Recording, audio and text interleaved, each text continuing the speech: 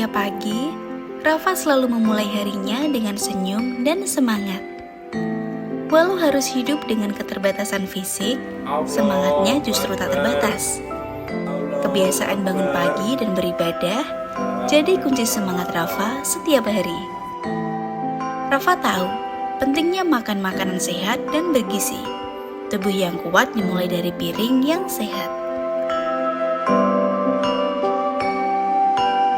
Minta doa dan restu ke orang tua adalah kekuatan Rafa dalam menjalani hidup.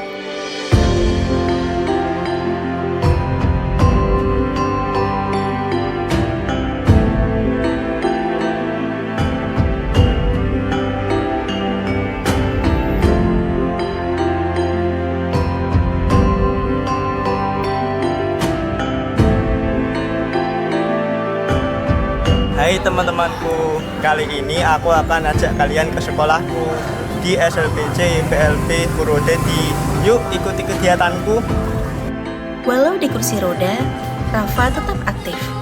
Olahraga itu penting, bukan hanya untuk tubuh, tapi juga untuk hati yang gembira.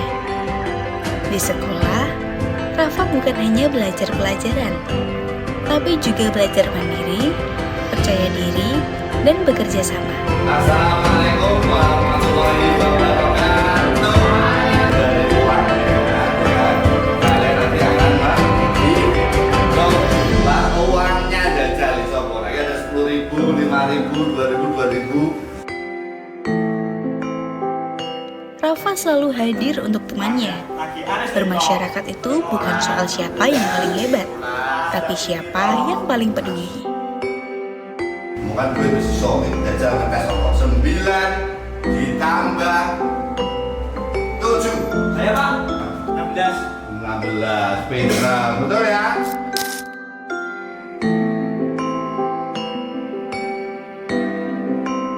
Rafa tahu, anak hebat harus pintar mengatur waktu. Belajar sepulang sekolah dan tidur lebih awal agar esok tetap semangat.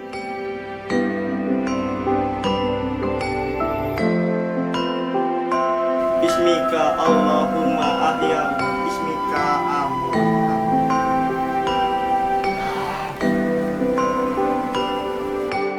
Rafa adalah bukti bahwa semangat dan kebiasaan baik bisa membuat siapapun menjadi anak Indonesia hebat, tak peduli apapun keterbatasannya.